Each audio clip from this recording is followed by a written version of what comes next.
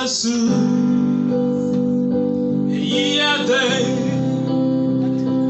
Gamasu, changeons nos comportements. Gamasu, Yade, Gamasu, protégeons l'environnement.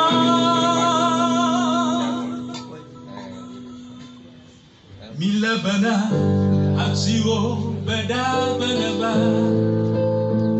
Frantz Fanon disait que chaque génération doit, dans une relative opacité, découvrir sa destinée, soit de l'accomplir ou la trahir.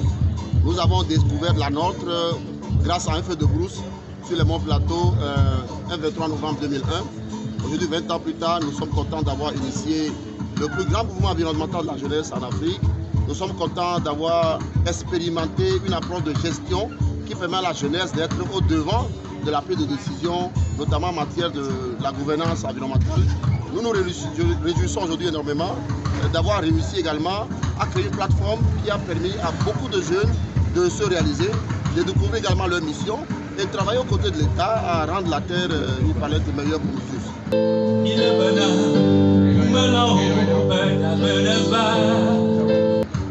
20 ans après, quand nous voyons un peu dans le rétroviseur, nous voyons que notre réussite tient à 3 éléments principaux, la persévérance, la détermination et un peu d'obstination. Comme le disait Steve Jobs, on doit être fou, insatiable, stupide.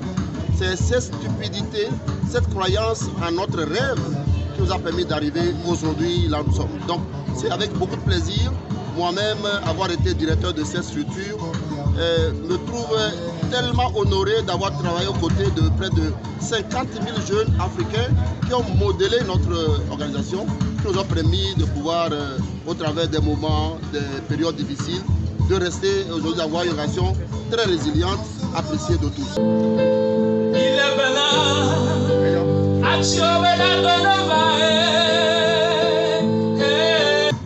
Oui, aujourd'hui, nous faisons face à des enjeux importants. Ces enjeux, vous les connaissez, on ne parle plus de changement climatique, mais la crise climatique. On ne parle plus de perte de la biodiversité, mais l'érosion de la biodiversité. Aujourd'hui, chaque jour, au moins le milliard de personnes dorment le ventre vide. Devant ces situations, il y a nécessité de pouvoir armer un mouvement citoyen très fort. Et pour ce faire, la nécessité se pose de pouvoir accentuer l'éducation, de pouvoir accentuer la formation des citoyens sur les valeurs républicaines, les valeurs citoyennes, les valeurs civiques. Dans notre jargon, c'est ce qu'on appelle l'éducation à l'environnement et au développement durable. Ça fait longtemps que la constitution togolaise, à son article 35, stipule que chaque citoyen a droit à une éducation de qualité qui lui permet de pouvoir être un citoyen responsable. Et l'article 41 de la Constitution dit que chaque citoyen doit vivre dans un environnement sain. Mais force est de constater aujourd'hui que la situation n'est pas rose. Et donc nous pensons qu'il est important que l'État togolais double davantage son effort en matière d'éducation à l'environnement, d'éducation au développement durable. Et c'est d'ailleurs, on se réjouit de tous les efforts qui sont en cours. Le PND a mis l'accent là-dessus, la feuille de route du gouvernement également.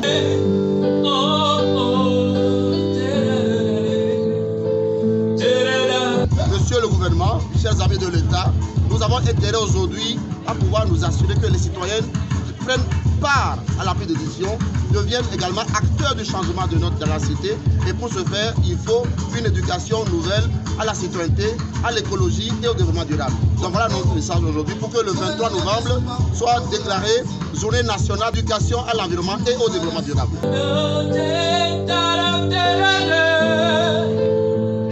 20 ans aujourd'hui, dans 10 ans, 20 ans, en tout cas je ne serai peut-être pas là, j'aimerais bien pas être là en tant que directeur, c'est mon vœu le plus cher. Comme vous avez pu voir, notre organisation est réputée pour sa bonne gestion, notamment en matière de transparence. En 20 ans, nous avons eu 7 présidents du conseil d'administration. Je suis le seul à rester, bien entendu, parce qu'il faut qu'il y ait un pasteur pour que la paroisse puisse avancer. Donc moi-même, je dois forcément laisser la place à une jeunesse dynamique, fraîche et forte, mais avec des enjeux nouveaux. Aujourd'hui, on ne peut plus rester là à dire je fais de l'environnement. Non, non, non, c'est fini ça. Nous sommes à l'heure de la défense de l'environnement. Aujourd'hui, l'Afrique doit reprendre sa place. Les forces du mal se sont renforcées et quand tu plantes un arbre, il y a des gens qui coûtent 5-10 derrière toi. Ça ne peut pas continuer comme ça. nous devons nous assurer que dans les 10-15 ans à venir, Dieu se positionne comme véritable acteur de l'État pour un peu désamorcer ces bombes qui sont là, qui veulent polluer nos terres, couper jusqu'à notre dernier arbre, s'assurer que nos terres sont achetées par les étrangers, etc. Mais également, il y a nécessité pour nous de pouvoir améliorer le processus d'internationalisation de l'IVE. Nous sommes dans 28 États aujourd'hui. C'est important pour nous, nous estimons, de pouvoir voir comment est-ce qu'on oriente cette organisation-là aussi. Mais aussi, il y a à créer un think tank, une force de jeunes, qui peut être un organe qui propose les solutions aux États. Et puis, bon, bien entendu, notre vœu le plus cher, c'est de voir s'il veut, dans les 54 États, à l'horizon 2035, c'est de voir s'il veut se positionner à l'Union africaine comme une agence de solutions, de propositions. Et c'est de voir tous les Togolais, soit adhérer à Dieu, mais tous les Togolais conscients des réalités et que chaque citoyen soit un acteur de changement. Oui, je suis un acteur de changement. Pour l'instant, les citoyens n'ont pas accès à cette information-là. Nous devons revoir le système éducatif, revoir le modèle d'apprentissage, le modèle d'éducation à l'artisanat, pour que chaque citoyen, dès le bas âge, devienne acteur du changement. C'est notre vœu le plus cher.